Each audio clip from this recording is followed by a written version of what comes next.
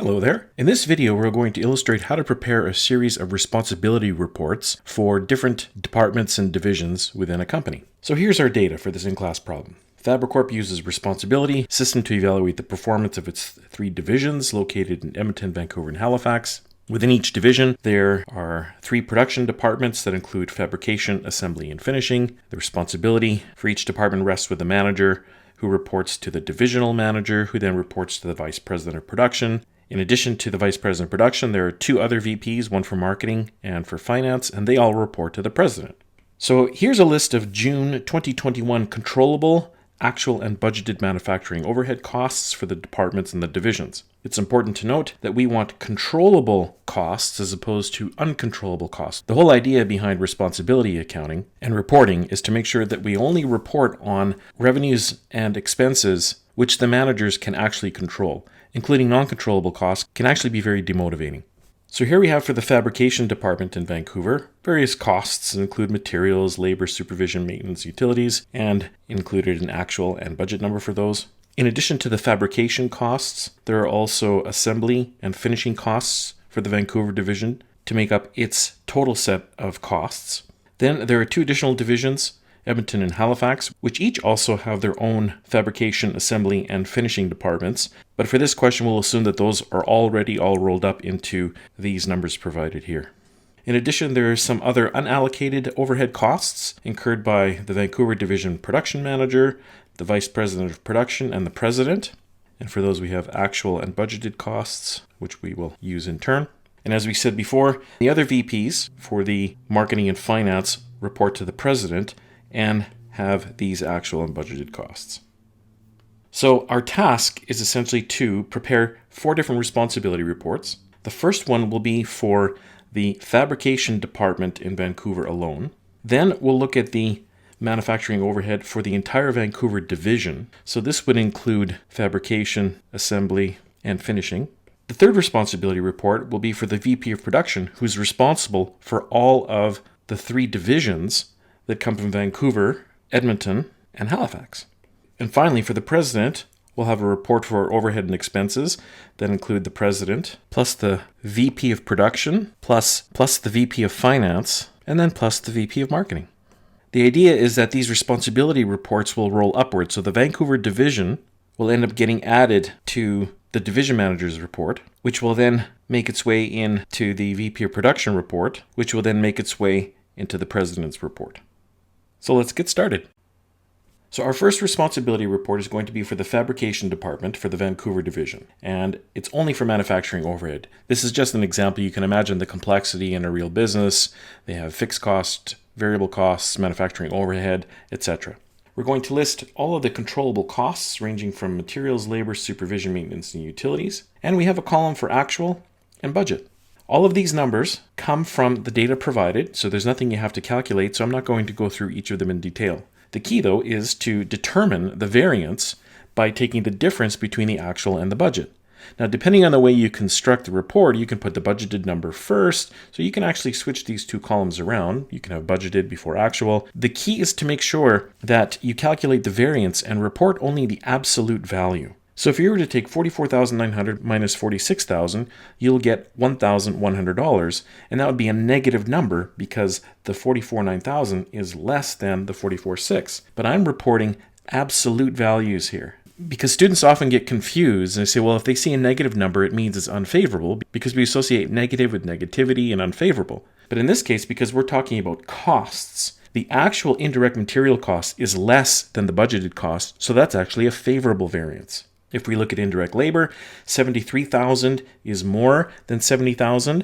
That's a $3,000 unfavorable variance. Supervision is also more than the budgeted amount, so that's a $2,000 unfavorable variance. Maintenance is also more than budget, so that's a $2,500 unfavorable variance. And then utilities, $15,100 is less than the budgeted amount, so that's a $1,900 favorable variance. Again, if you switch these numbers around, you still have to make sure that you consider them in absolute values because you can end up interpreting the results incorrectly. So overall, our total actual costs of $175,500 exceed the total budgeted costs in the amount of $4,500, so that's an unfavorable overall variance. Now notice here, if you're using something like Excel for this, you can't just take the sum of all of these above it because these are all listed as positive or absolute values. So if you sum them all, you'll get an incorrect value. The proof in the correct calculation is in doing the math by the row, not the column. Our next report is for the Vancouver Division Production Manager. Again, also a manufacturing overhead report. Now, the Vancouver Division Manager has a set of their own divisional costs, which is referenced in the first bullet of the additional information provided.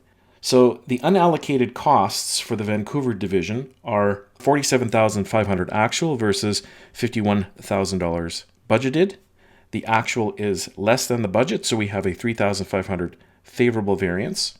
And then we have the three departments, fabrication, assembly, and finishing. And you'll notice that the $175,500 actual and the $171,000 budget amounts come from the previous responsibility report. So these budgets will roll up through higher levels of the organization. And you see here we've repeated that same $4,500 unfavorable variance. Then we have assembly and finishing. Those are from the second table. $158,000 actual is more than $148,000, so that's a $10,000 unfavorable variance. And the finishing $198,500 is less than $205,000 budgeted, so it's a $6,500 favorable variance.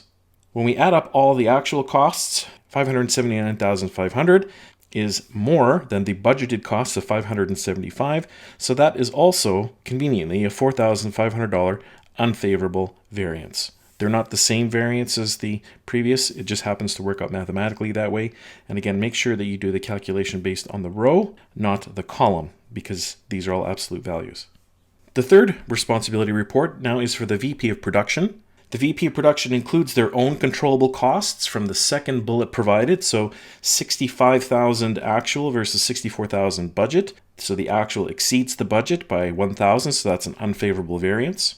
And then we have the three divisions, Vancouver, Edmonton, and Halifax. You can see here that the Vancouver division's $579,500 actual and $575 budgeted come from the previous report, as well as the $4,500 unfavorable variance. And then from the second table, we had the Edmonton and Halifax amounts.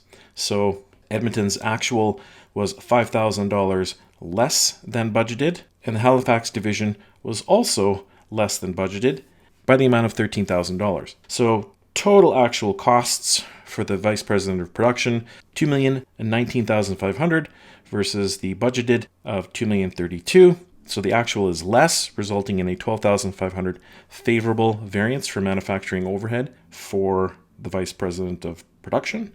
And then finally, our last responsibility reports for the President. That includes the President's own unallocated expenses. This is in the third bullet point provided. Actual of $74,200 is a little bit less than the budgeted $76,400. So it's a $2,200 favorable variance. Then drawing from the report above, the $2,019,500 and $2,032,000 and the associated variance for the Vice President of Production feed into the President's report. And then finally we have from the last table for the Finance and Marketing Vice Presidents, their own actual costs and the budgets of $104,000 and $130,000 respectively. So the Finance Vice President's actual costs exceed budget by $5,000, so that's unfavorable. And the Marketing Department also exceeds the budgeted amount by $3,600, so that's an unfavorable variance. So at the end of the day, we have a total of $6,100 favorable, though, because of the rather large favorable variance generated by the Production Department. In the end, the whole idea of the responsibility accounting is to identify where there are significant variances. We may not go for small variances of $1,000 or $500, but if the president is looking at this report, they might say, well, this is a very intriguing variance. Why is that? And then the president would go and look at the vice president's report for production, and they would see that of the three production departments, Edmonton and Halifax are generating favorable variances, whereas Vancouver is generating an unfavorable variance. So this would cause the vice president of production to undertake a bit of an investigation in all of the divisions to determine what's going on. Why are Edmonton and Halifax reporting such favorable variances, and why is Vancouver unfavorable? And then the vice president of production would go to the divisional report for each division and see a report similar to this one here to identify where the biggest problem is. And clearly it looks like assembly is the source of a major unfavorable variance for the Vancouver division, along with fabrication. So we would try to look to see why those are particularly high. If we wanted to investigate just the fabrication report, then we would, in essence, look at the Vancouver division fabrication report to see where our sources of unfavorable variances are, and they happen to be in indirect labor supervision and maintenance. So that's how we prepare responsibility reports and how we use them.